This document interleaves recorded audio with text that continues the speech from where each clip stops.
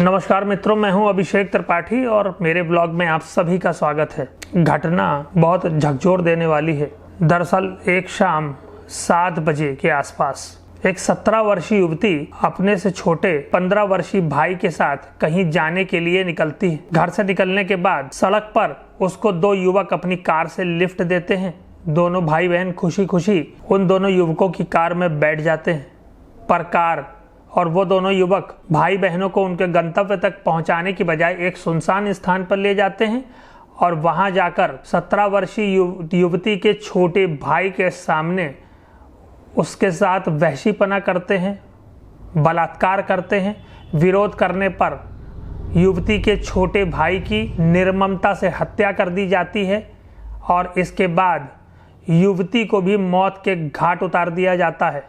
इस घटना की खबर मीडिया के माध्यम से जैसे ही फैलती है, पूरे देश में आक्रोश व्याप्त हो जाता है। सड़कों से लेकर स्कूल कॉलेजों तक घटना का और पुलिस की अकर्मण्यता का विरोध होने लगता है और हाल ये हो जाता है कि प्रधानमंत्री तक खुद इस घटना में इंटरेस्ट लेकर पुलिस को जल्द से जल्द आरोपियों को गिरफ्तार करने की आदेश दे देते हैं। तो आखिर ये घटना कहाँ घटित हुई और कौन लोग थे इसके पीछे, पूरी कहानी क्या है, मैं आपको बताता हूँ।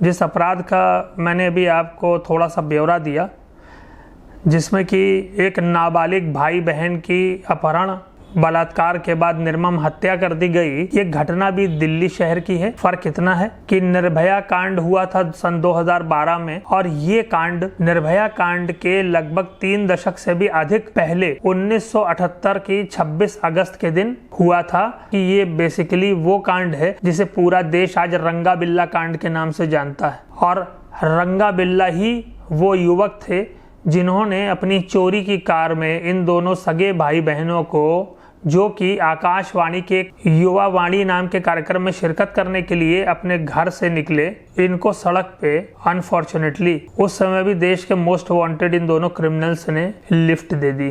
बिल्ला और रंगा की गिरफ्तारी के बाद धर्मयुग मैगजीन, जो कि उस वक्त की, जैसा कि मैंने बताया आप सबको, सबसे ज्यादा ऑथेंटिक लिखने वाली मैगजीन मानी जाती थी, इन्वेस्टिगेटिव जर्नलिज्म में नंबर 1 मानी गई धर्मयुग मैगजीन में पूरा समाचार जब प्रकाशित हुआ, ब्यौरेवार उसमें हर एक चीज दी गई। वो अंक फॉर्चुनेटली मेरे पास उपलब्ध है। तो आइए देखते हैं कि बिल्ला और रंगा कांड था क्या। आजकल इंटरनेट पे बिल्ला और रंगा कांड आप जैसे ही टाइप करेंगे, सर्च करेंगे, तो जो खबरें, जो वीडियोस आपके सामने आएंगी वो बहुत डाइल्यूटेड हैं, बहुत फैक्ट्स उसमें इधर से उधर हो गए हैं, लोगों के अंदर मिसकॉन्सेप्शंस डेवलप हो गए हैं। तो हम खुद धर्मयुग में फर्स्ट हैंड उस समय की कवरेज देखेंगे। जो देखिए मेरे सामने ये किताब रखी है और इसमें जो इन्फॉर्मेशन है सबसे ऑथेंटिक इन्फॉर्मेशन है, बहुत इंटरेस्टिंग है। और उस समय के सबसे मशहूर क्राइम रिपोर्टर्स, जो बहुत ही सीनियर क्राइम रिपोर्टर्स थे देश के, राम अवतार त्यागी और रमेश गौड़, इन 2 लोगों ने, इन 2 सीनियर क्राइम रिपोर्टर्स ने धर्मयुग के लिए रंगा और बिल्ला कांड को कवर किया था और इन डेप्थ एनालिसिस करने के बाद, सभी ज़रूरी बयान लेने के बाद, कोर्ट की रिपोर्ट्स के बाद इसको प्रकाशित किया गया। तो आइए उस मैगजीन को देखते हैं। बहुत ही इंटरेस्टिंग है, रोचक है, मोडस ऑपरेंडी दी गई है और जो नाम अपराध का पर्याय बन गए हैं, पर्यायवाची बन गए हैं, रंगा और बिल्ला, उनके बारे में पूरी जानकारी यहाँ मिलेगी।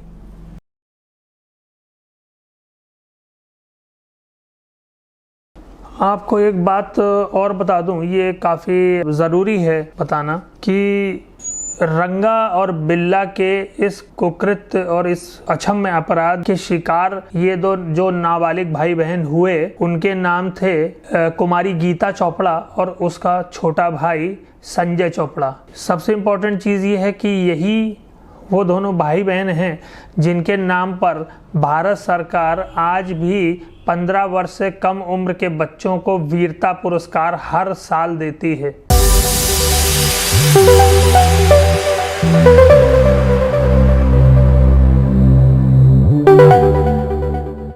ये देखिए आप सब लोग के सामने है इस समय धर्मयुग के बहुत ज़्यादा पॉपुलर हुए और कई बार रीप्रिंट में भेजे गए डिमांड के कारण एक फेमस इशू धर्मयुग का 29 अप्रैल से 5 मई 1979 यानी मई 1979 का है ये, और इसका मूल्य ₹1.5 है। और चूँकि ये एडिशन धर्मवीर भारती जी के रिटायर होने से कई साल पहले का है, उनके समय का ही है, तो इस दौरान मैगज़ीन के संपादक आप ये देखिए यहाँ पे प्रिंट लाइन में देख सकते हैं कि धर्मवीर भारती जी ही उस समय धर्मयुग के संपादक थे। और कवर पेज पे ये देखिए दोनों ये इतनी बड़ी फ़ोटो ओरिजिनल कलर फ़ोटो है बिल्ला की, और आप फ्रंट पेज पे देख सकते, ये कवर पेज पे देख सकते हैं बिल्ला कांड अपराध और फैसला। अब आप ध्यान दीजिए, यहाँ रंगा का नाम का उल्लेख नहीं है, बिल्ला कांड लिखा हुआ है, अपराध और फैसला। ये गीता चोपड़ा है, 17 वर्षीय गीता चोपड़ा, मृत्यु से कुछ दिन पहले की ही उसकी फ़ोटोग्राफ है। ये उसका 15 वर्षीय छोटा भाई है संजय। इन्हीं दोनों की हत्या, अपहरण के बाद बलात्कार गीता के साथ बिल्ला और उसके साथी रंगा ने किया, फिर इन दोनों की हत्या कर दी गई। बहुत दुखद था मसला, बहुत ही पॉपुलर इशू था, और सामान्य से कहते हैं कि कई गुना ज़्यादा प्रतियों की सेल हुई, कई बार रीप्रिंट में भेजी गई है मैगज़ीन की सब और इश्यूज़ प्रोड्यूस करने हैं इसके। अब देखिए यहाँ से कई पेजेस पे इसका वो दिया, यहाँ से शुरू होता है। मैगज़ीन की अवस्था काफ़ी जीर्ण शीर्ण हो चुकी है। ये देखिए पूरा ये यहाँ से शुरू है, कलर्ड है, पेज पे लेआउटिंग में कॉलम्स के पीछे खून के धब्बे टाइप के दिखाने के लिए ये किया गया है। ये बिल्ला की ओरिजिनल फ़ोटोग्राफ है 30 हज़ारी कोर्ट के बाहर, या शायद मुंबई की है। ये इन्वेस्टिगेशन के लिए कई उसके अपराधों की मुंबई ले जाया गया तब की है। ये वो कार है, चोरी की कार, वो फिएट कार जिसमें कि गीता और उसके भाई संजय को लिफ्ट दी गई। बाद में इसी कार के अंदर बलात्कार के बाद गीता से उसकी और उसके भाई की हत्या की गई थी। और इस पे ये जो नंबर आप देख रहे हैं DHD 7034, ये नंबर प्लेट पूरी तरीके से फर्जी है, और ये पानीपत के किसी कार का नंबर चुरा करके इस पे डाला गया था बिल्ला द्वारा, शातिर बिल्ला द्वारा। अब देखिए बहुत सारी महत्वपूर्ण इन्फॉर्मेशन है। ये वो घटना है जिससे पूरा देश हिल गया था, और बिल्ला का रंगा का नाम आज भी आतंक का और अपराध का पर्याय माना जाता है। यहाँ से हम लोग पढ़ते, कुछ पैराग्राफ्स मैंने मार्क करके रखे हुए हैं। यहाँ देखिए लिखा है कि नौसेना अधिकारी कैप्टन मदन मोहन चोपड़ा और श्रीमती रोमा चोपड़ा के एकमात्र पुत्र संजय और एकमात्र पुत्री गीता का, जो armed forces officers enclave Dhaula कुआं स्थित अपने मकान से गत 26 अगस्त की शाम को आकाशवाणी के युववाणी कार्यक्रम में भाग लेने के लिए चले थे। हत्यारों ने किस ढंग से अपहरण किया, किस ढंग से अपराधियों ने गीता के साथ बलात्कार किया, और किस निर्मम, क्रूर और पाशविक ढंग से हत्यारों ने दोनों मासूमों की हत्या की, ये जो है उसमें 30 हज़ारी कोर्ट में जज श्री चावला ने इन दोनों को मौत की सज़ा सुनाई। अब देखिए यहाँ पे बिल्ला कैसे अपराधी बना, इसके ऊपर है। बिल्ला का असली नाम जो है जसवीर सिंह था इस मैगजीन के मुताबिक, और कई सारे नाम उसने अपने। अच्छा ये भी बता दूं कि बिल्ला जिस समय बिल्ला ने अपराध किया और जब वो पकड़ा गया उसकी उम्र केवल 25 वर्ष थी, और ऑलरेडी वो 8 से 10 मर्डर्स कर चुका था। मुंबई में, महाराष्ट्र में और देश भर में कई इलाकों में वो वांछित था पुलिस द्वारा, और एक हार्डकोर क्रिमिनल घोषित था। उसने अपने पिछले 7-8 सालों में जो क्राइम किए उस दौरान उसने इतने सारे नाम बदले। आप देखिए जसवीर सिंह उर्फ विनोद शर्मा उर्फ अनिल वर्मा उर्फ अजय वर्मा उर्फ PK सुधीर, अनवर, HR विनोद, प्रवीण कुमार, राजकुमार वगैरह, और बंगाली उर्फ बिल्ला।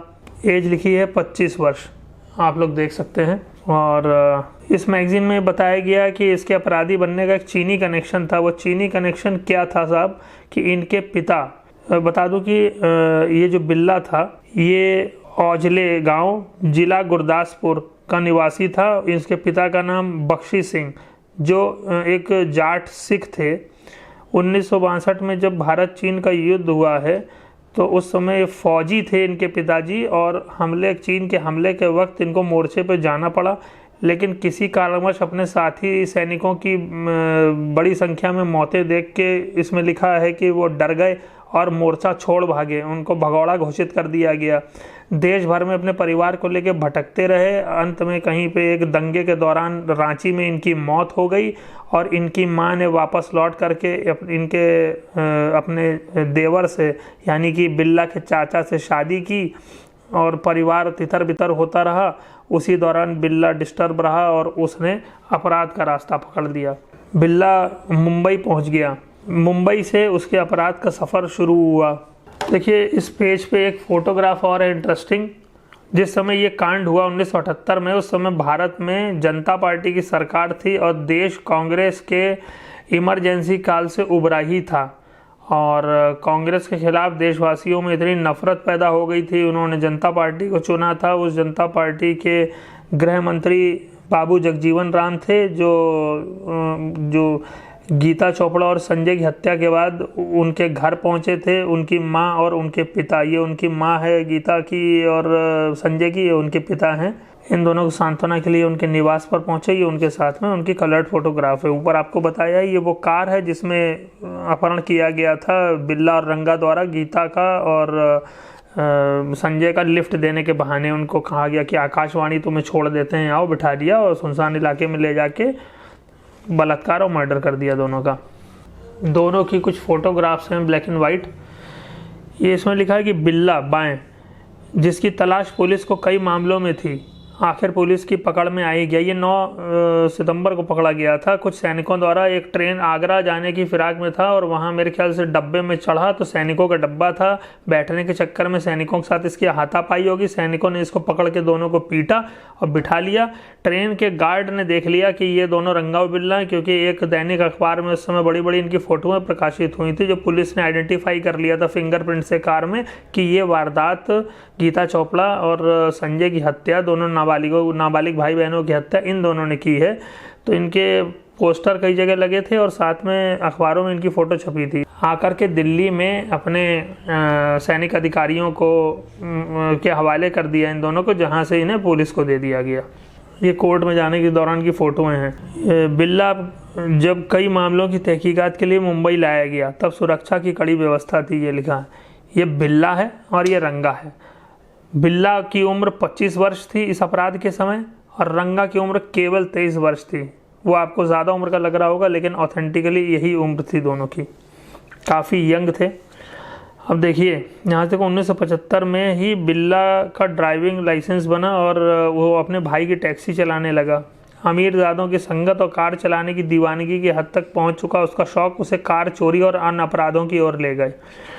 मुंबई में रहने के दौरान ये बताया गया इस लेख में, इन्वेस्टिगेटिव लेख में, कि साहब ये कई तरीके के अपराध करता था। चोरी की कारों में लोगों के अपहरण करता था और फिरौती वसूलता था। साथ में स्मगलिंग करता था दारू की और नारकोटिक्स की उन चोरी की कारों में। कुछ साथियों के यहाँ अपने पकड़ करके लोगों को रख देता था, अपहरित करके फिर फिरौती वसूलता था, उनको छोड़ देता था, कई बार मार भी देता था।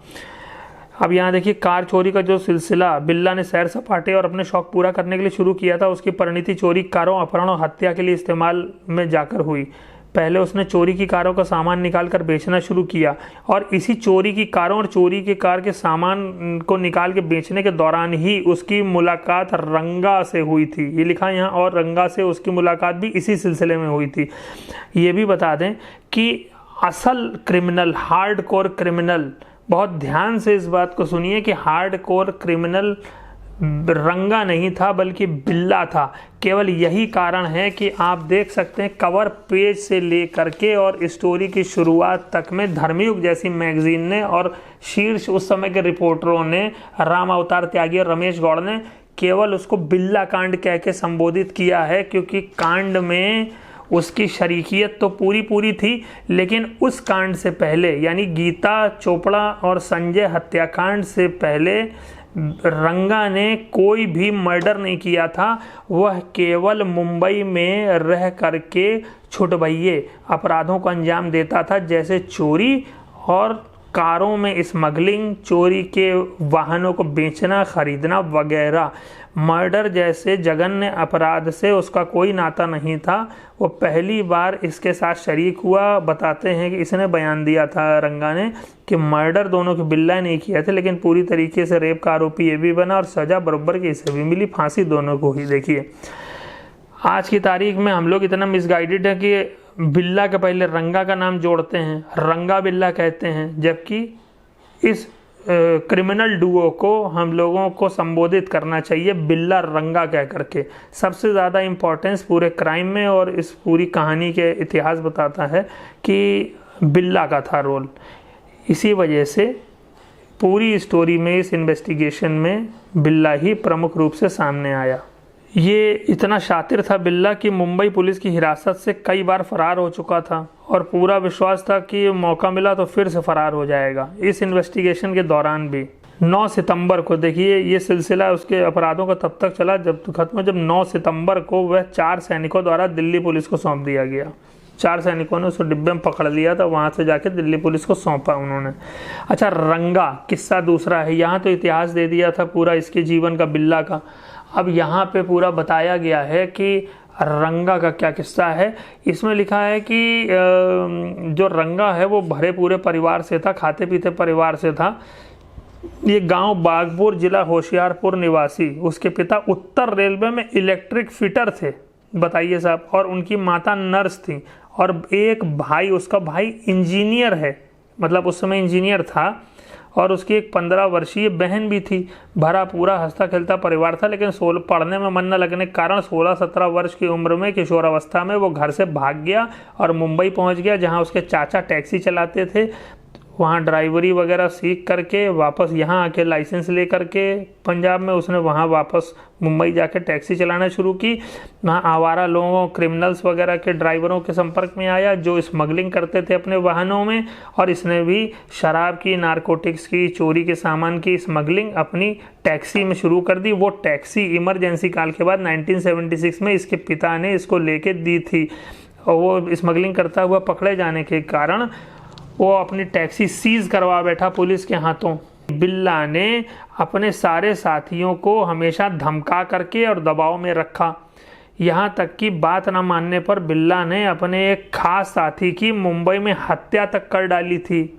स्मरणीय है कि दिल्ली आने से पहले बिल्ला मुंबई में शराब का नाजायज़ धंधा करने, कार चोरी और चाकू के बल पर लूटपाट की अनेकों घटनाओं के अलावा अपने ही एक साथी, 2 अरब लोगों यानी अरब देश के निवासी, 2 अन्य व्यक्तियों और एक दंपत्ति की हत्या के लिए भी जिम्मेदार बताया जाता है। इसके अलावा भी 2-4 हत्याएं थीं जो उस समय प्रकाश में नहीं आ सकी, उसकी मौत के बाद प्रकाश में आई। रंगा ने कई बार बयान दिया कि मेरे समेत कई और दोस्तों को अपने काले कारनामों में शरीक न होने पर हत्या करने या फंसा देने की, जीवन बर्बाद करने की धमकी देता था। कि ये इस पेज पे जब मुंबई में ये इस कोर्ट में इसकी पेशी होनी थी, पुलिस द्वारा यहाँ से दिल्ली के बाद वहाँ ले जाया गया इस पे मामले बनाने के लिए, तो अदालत के सामने पेश करने से पहले उसको तैयार किया जाता है क्रिमिनल्स को, ऐसे उसके बाल आल काटे जा रहे हैं। वो नाई की दुकान में इसकी एक फ़ोटो है।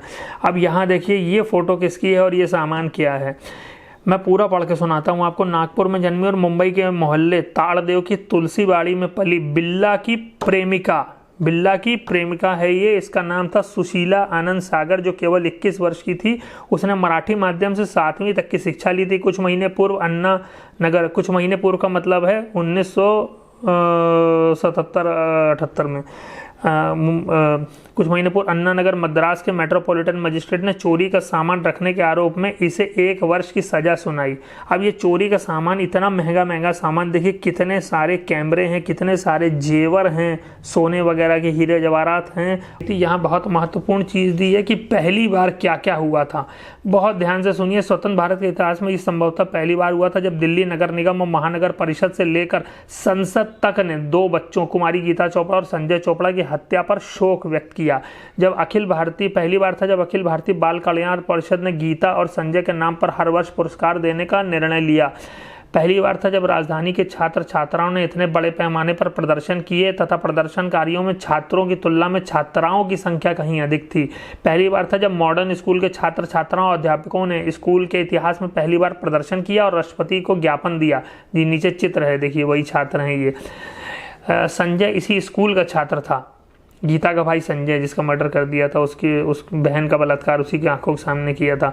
पहली बार था जब प्रदर्शनकारी युवकों को संबोधित करने के लिए विदेश मंत्री श्री अटल बिहारी वाजपेयी पहुंचे। अब देखिए ये बहुत बड़ी चीज़ है यहाँ पे। मैंने बताया जनता पार्टी की सरकार थी, मोरारजी देसाई उस समय प्रधानमंत्री थे और उन्हें किसी ने पत्थर मारकर, यानी कि अटल बिहारी जी को पत्थर मारकर घायल कर दिया था और विदेश मंत्री यानी अटल बिहारी वाजपेयी जी उसी खून से लथपथ कपड़ों में ही लोकसभा में पहुंच गए थे। जब गीता के नाम पर पहली बार तो गीता के नाम पर जनता पार्टी के अध्यक्ष श्री चंद्रशेखर ने 2 पौधे लगाए। पहली बार था जब दिल्ली के पुलिस आयुक्त ने ही नहीं बल्कि उन संस्थाओं और व्यक्तियों ने भी जिनका संजय गीता चोपड़ा परिवार से कोई संबंध नहीं था, हत्यारों को पकड़ने या पकड़ने में मदद करने वाले व्यक्तियों को पर पुरस्कार स्वरूप हजारों रुपए देने की घोषणा की थी। ये पहली बार था जब दिल्ली पुलिस की तथाकथित काहिली और अकर्मण्यता पर इतना आक्रोश व्यक्त किया गया था।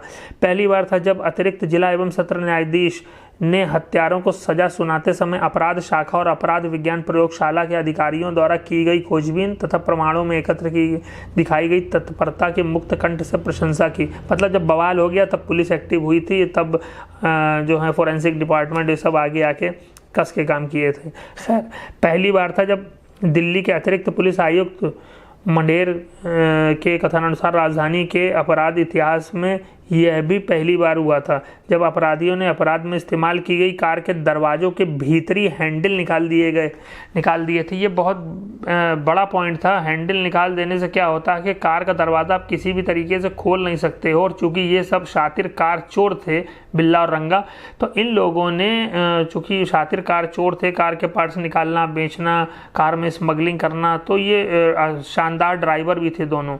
तो इन लोगों ने ये किया था कि कार के हैंडल अंदर से निकाल दिए थे, और अगर शीशे तोड़ते तो फिंगरप्रिंट्स मिट जाते, सबूत मिट जाते, फोरेंसिक्स का काम ना हो पाता। तो किस तरीके से कार को खोल पाई थी पुलिस, ये बहुत बड़ा चैलेंज हो गया था, लेकिन अंततः हो गया था ये काम। अब देखिए यहाँ मैं एक चीज़ और बताता हूँ।